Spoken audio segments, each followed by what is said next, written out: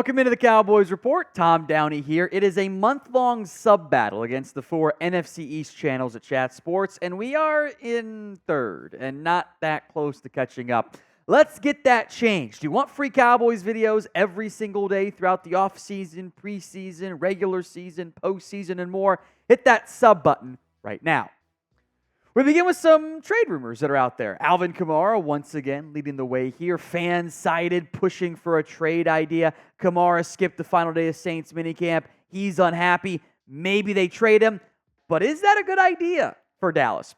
Here's what Fansided wrote. The Cowboys would have to sign him, Kamara, to a new deal with a very low cap hit in 2024 as part of a trade. But that's not impossible. Pairing up Kamara and Elliott might have been a bit more appealing 4 years ago, but those guys could still really help the Dallas offense in 2024. But could they? I don't think so. Kamara's owed $11.8 million in cash this year. The Saints do save a good amount of money if they cut or trade him after June 1st. He got a big fat cap hit, though. That's what the Saints owe him, by the way. He's not going to get any of his 2025 money right now. That's why he wants a new deal. He knows he's about to be cut next offseason. He doesn't necessarily want to have to not be able to get paid now. He wants to get paid now, right? I get that. But Kamara's not worthy of getting paid right now. Look at what he's done over the last couple years of his NFL career. 2020 version was awesome. Special football player, right? But he's averaged under 4 yards per carry each of the last 3 seasons. 3.9, 4.0, 3.7. The average is under 4 by a pretty good margin. Now, he caught 75 passes last year, right? He was a PPR machine for fantasy owners.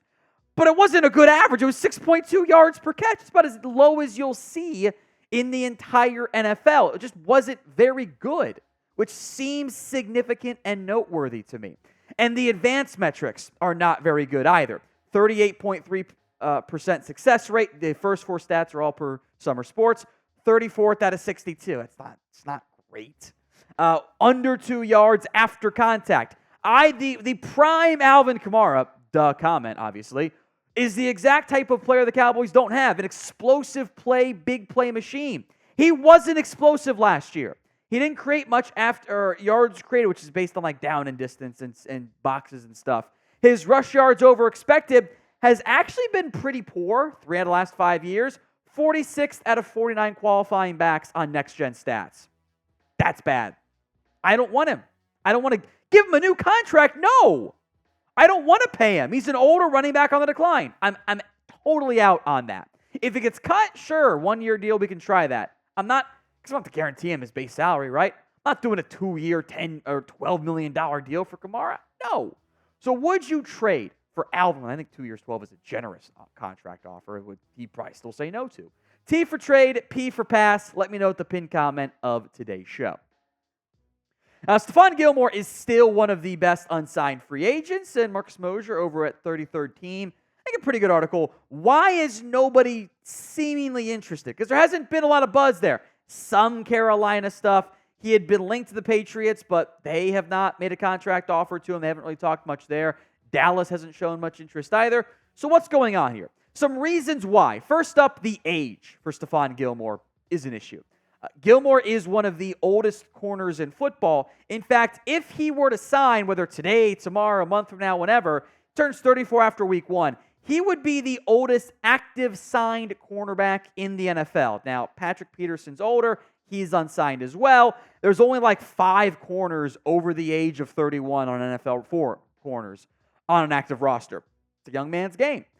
There has been a decline in play. Now, to be clear, no one here, including Marcus, thinks that Gilmore is no longer a good corner at all, but the decline has set in a little bit. And yards per target does showcase that. He's struggled in particular with in-breaking routes when he has to try to carry guys across the formation. 6.9 yards per target is not a terrible figure, but it is the worst of his last 6 seasons. And when you are getting older, typically that number only continues to go up. Now, despite some of those concerns, more to come on that front, would you bring back Stephon Gilmore? I would have interest, but there are some things that directly correlate to Dallas' side here. 1 for yes, 0 for no. Sound off in the comments. Although Gilmore used to be able to play some nickel, he kind of can't anymore. that step of burst acceleration that's declined because he is going to be 34. He's not the same young spring chicken he was at his best. It's just not the same player at this time. Also, Gilmore wants to start, and I do not blame him for that. And this is kind of how you start to get in with this note here. He wants to start, and he wants to get paid. This is how older players tend to get phased out, right? Gilmore is a starting caliber corner in the NFL. He wants to get paid like one, which could approach $8-10 million, somewhere in that range. That's what he got last year from Dallas. Plus, there's this part. If you're not starting, you're CB4 on the outside. CB4 almost always plays on special teams. Well, Gilmore's not going to play on special teams at his age, and not really his thing anyway, because he was always so good. That's how the older guys get phased out in favor of cheaper, younger corners. I still think Gilmore's going to sign somewhere. I'd be down if it were Dallas. Maybe he waits until there's a training camp injury, though, because at this point, we're less than a month away from camps, at least from some of them starting. I am surprised he is unsigned. Now, we will have Cowboys videos for you guys every single day. Do not miss out. Hit that sub button right here on the channel if you haven't already, youtube.com/CowboysTV. Oh, look at this. More Ryan Flournoy hype. Bleacher Report listing Flournoy among the non-first-round wide receivers who could end up erupting as rookies, which, that's a catchy headline, I suppose. Here were the rookie breakout wide receivers listed by Bleacher Report. Some expected names, right? Ladd McConkey, Jalen Polk, A.D. Mitchell, the second-rounders who could become lead receivers day one for those teams. Jermaine Burton for the Bengals, Jalen McMillan for the Bucks, Troy Franklin, a guy that I liked a lot, Malik Washington for the Dolphins, by the way, and then Ryan Flournoy, the lowest drafted of these guys. And look, there has been buzz and hype, and maybe it's hopium as well, for Flournoy all offseason long with the Cowboys. There's been some positive praise from coaches, from players, and the media there. So are you drinking the Ryan Flournoy Kool-Aid at this time? Get those answers in for me. Y for yes, N for no. There were three main reasons why Bleacher Report listed some hype, or Flournoy on their little hype train article, right? Number one is the limited options in the wide receiver room, specifically after CeeDee Lamb and after Brandon Cooks. I don't think Jalen Tolbert, Jalen Brooks, Kevontae Turpin, I don't think any of them are locked into their roles beyond, obviously Turpin being the main return guy. But at receiver, some open competition there. And if Flournoy impresses, the athletic profile and ability he brings, which was the number two reason for Bleacher Report, is really intriguing as a third option on the outside to do some deep ball stuff. Flournoy is a different type of athlete than what the Cowboys have right now in the wide receiver room. Obviously, CeeDee Lamb's a great athlete. Cooks can fly, but Cooks is a smaller guy. Turpin is fast, but he's a smaller guy. Flournoy is almost 6'1". He's 202 and ran a 4.44 40-yard dash, plus has great vertical and broad jump abilities. That is a different style of athlete than what Dallas has. Now, there's obviously level of competition concerns they have to deal with here. We played at Southeastern Missouri State. That's a pretty small school. And what normally isn't viewed as a positive was viewed as one for Bleacher Report. That is, he is an older prospect, a more mature prospect. He does turn 25 in October. That is a reason why he slid, because in general for me, it's why I still had a higher grade than when he got drafted, but why he wasn't higher than that, because despite some good production at Southeast Missouri, if you're a small school guy, you have to be an elite athlete. Otherwise, I'm out on you altogether. And in general, I would like a younger player because, think of how his development's going to be in 2 years. Right? Well, if you're 25 in 2 years, you're still young. Yeah, you're 27, though. It's not quite as intriguing. So I get the hype. I am cautiously optimistic on Flournoy. I also think that despite the age, there is a pretty big level of competition jump to come, but he is going to be a must-watch player in camp and in the preseason. I think he and Trey Lance, they've already worked together some, going to try to make some big plays happen. Before we go, some news items on some UFL contracts. Willie Harvey Jr. getting a 2-year deal with $915K this year and $1.03 million this year. Going 2-year deal, he's going to make the roster. Not so fast, my friends.